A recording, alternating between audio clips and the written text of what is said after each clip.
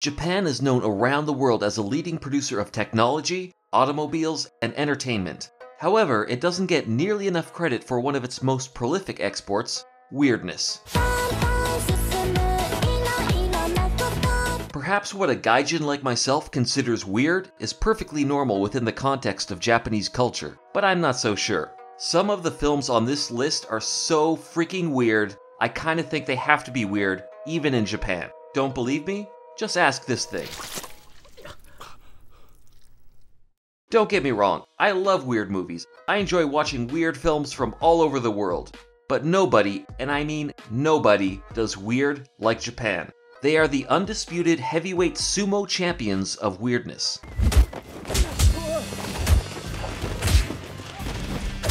So please, join me as I count down the 10 weirdest Japanese movies worth watching. Or the title translated to Japanese, Motomo ipanteiki na Juppon no eiga.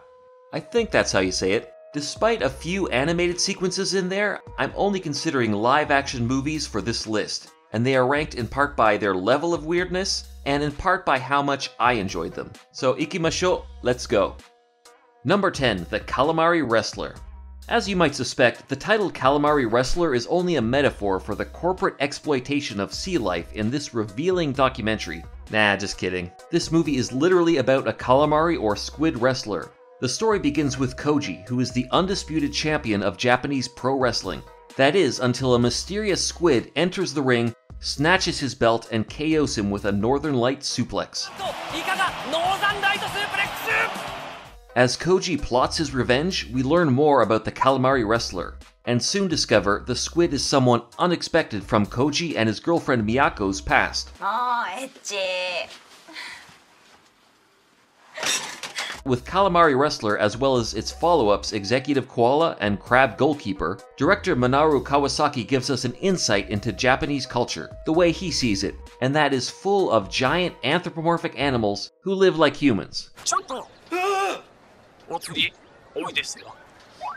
Number 9, Big Man Japan.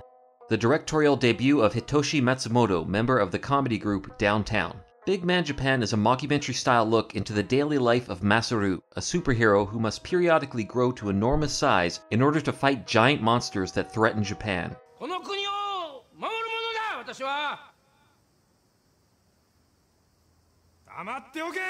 From that description, it sounds like a pretty standard tokusatsu movie, like Ultraman, for instance. So what makes it weird? Well, first of all, there's Masaru's big man form. Gotta love those speedos.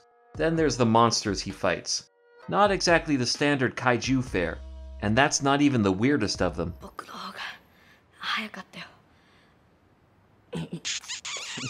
Aside from that, Masaru's life is pretty mundane. He hangs out in parks and cafes, goes out for karaoke, visits his grandfather, who despite requiring long-term care, turns into big man form himself from time to time. Big Man Japan is about the existential crisis of a superhero who no longer feels useful in modern Japan. And then, there's the bewildering conclusion. I don't want to spoil it for you, but here's a weird little glimpse.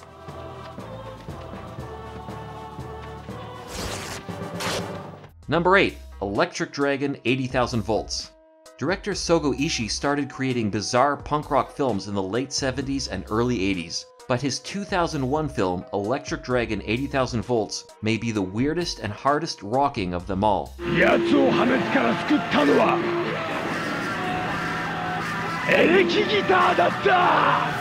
The story follows Dragon Eye Morrison, an electrically charged superhero who must rock out on electric guitar in order to calm his inner dragon rage. While Dragon Eye works as a missing lizard detective, he is discovered by Thunderbolt Buddha, a human antenna who also conducts electricity and uses it for vigilante justice.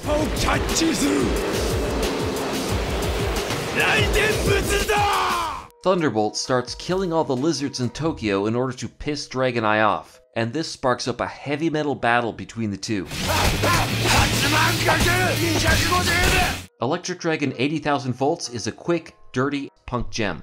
The sprawling electric jungle of Tokyo is featured just as prominently as the two main characters, and serves as a superconductor for their rock and roll weirdness. Number 7, Survive Style 5+.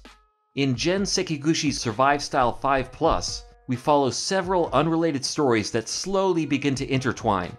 There's the hitman determined to kill his wife, his zombie wife who can somehow project her limbs like rockets,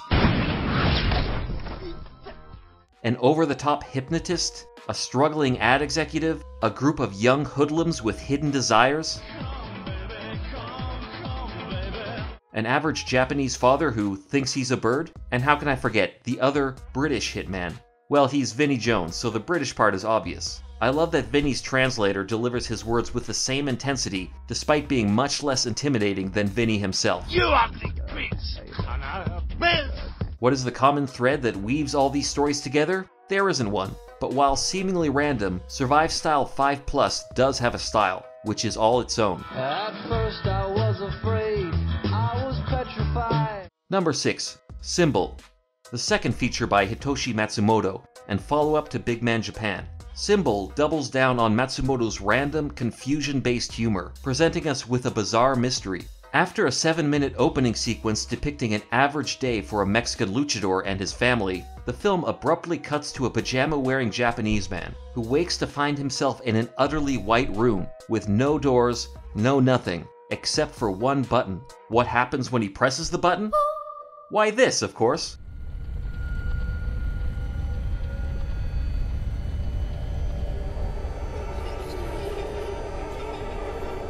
And so begins a strange game.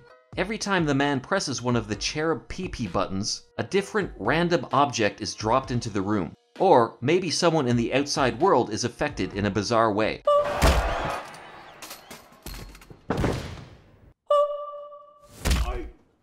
Although it follows one character almost exclusively, has very little dialogue, and makes close to no sense at all, Symbol is surprisingly hilarious and engaging. Perhaps the most unexpected thing about it is that it does kind of go somewhere near the conclusion. And here's a giant cherub PP. Number 5. The Happiness of the Cat Icarus.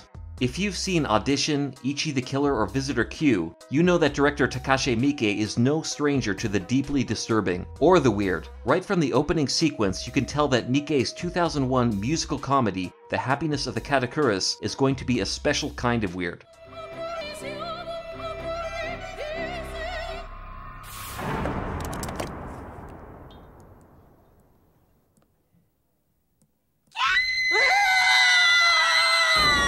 What follows is a simple story about a well-meaning family who own an unprofitable guest house. Business goes from bad to worse when the guests repeatedly die under their roof and need to be disposed of in order to save the business. The family's emotional turmoil is of course expressed through song and dance.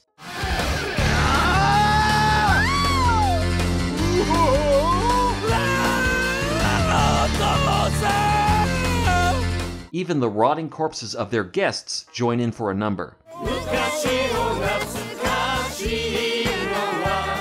There are periodic cuts to fully clay animated sequences involving cliff escapes, erupting volcanoes, and other things that might otherwise require digital effects. Why do it digitally when you can do it with clay, right?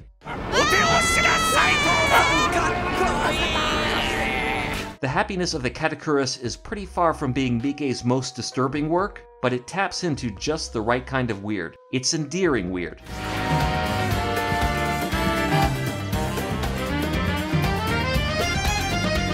In a way, it's a musical comedy for the whole family, if you overlook the strange creatures in soup and singing, dancing corpses.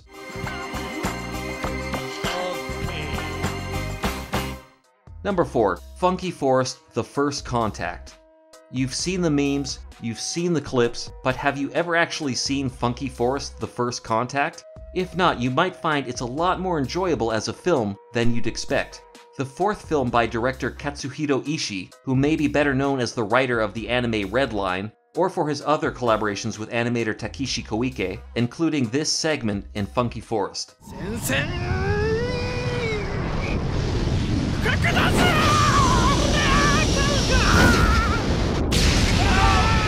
Like Survive Style 5+, Funky Forest takes you on a highly random journey through several intertwining stories, some of which are actually pretty normal, while others are this.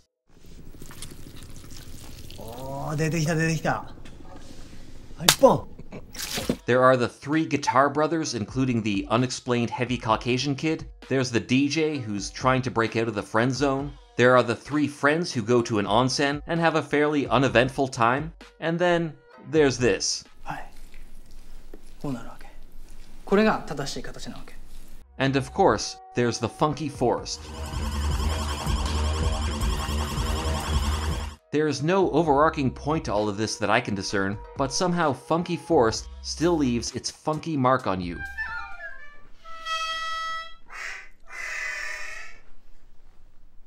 Number 3. Tetsuo The Iron Man.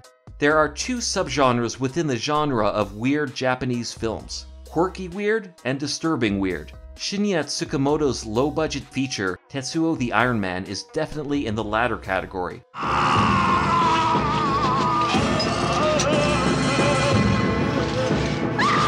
Shot completely on grainy 16mm black and white film, Tetsuo The Iron Man is one of those films you might see a bit of very late at night on some obscure cable channel, and the next morning doubt if what you saw was real or part of some strange nightmare.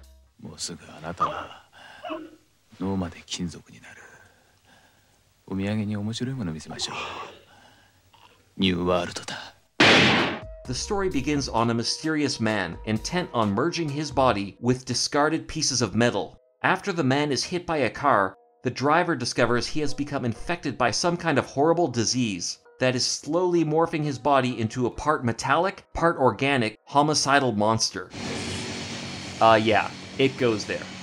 Tetsuo The Iron Man is considered to be one of the definitive cyberpunk films, but it's also part erotic grotesque, part Buto dance performance, and part insane art installation. It's an uncompromising, uniquely Japanese nightmare. Number 2. The Taste of Tea. When your crush left on a train, did it feel like that train literally left your skull?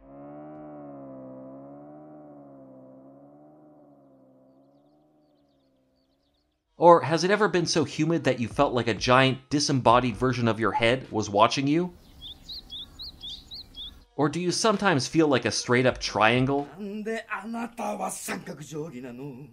If the answer to any of these questions is yes, you will be right at home watching this weird but also contemplative insight into rural Japanese life. The Taste of Tea is the third film by director Katsuhiro Ishii, and sort of a prequel to Funky Forest. The story follows the daily lives of a family living in Tochigi Prefecture during a hot summer. The mother works on an anime, her son pines over a school crush, her father sings about hot water and mountains.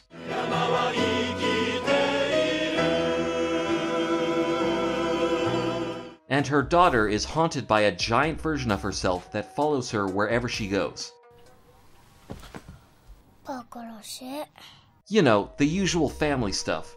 While The Taste of Tea may not be as purely weird as Funky Forest, it is weird in such a beautiful way. This film is a slow-paced meditation on the strange and enigmatic aspects of life, and is a must-see for all fans of Japanese cinema.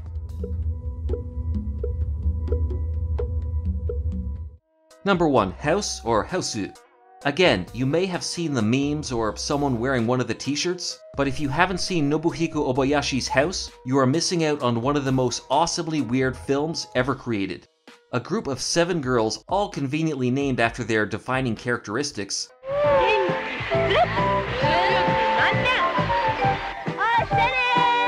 decide to spend their summer vacation at a mysterious house in the country, owned by the reclusive aunt of one of the girls. Yeah, she seems nice. In case the aunt and this creepy melon guy doesn't give you enough of a hint, the house turns out to be haunted. And I don't mean those boring old Western ghosts. I'm talking strange, completely unpredictable Japanese spirits and demonic cats. The kind that attack you with confusing weirdness rather than shock-based scares. And all before eating your soul and turning your head into a floating melon thing.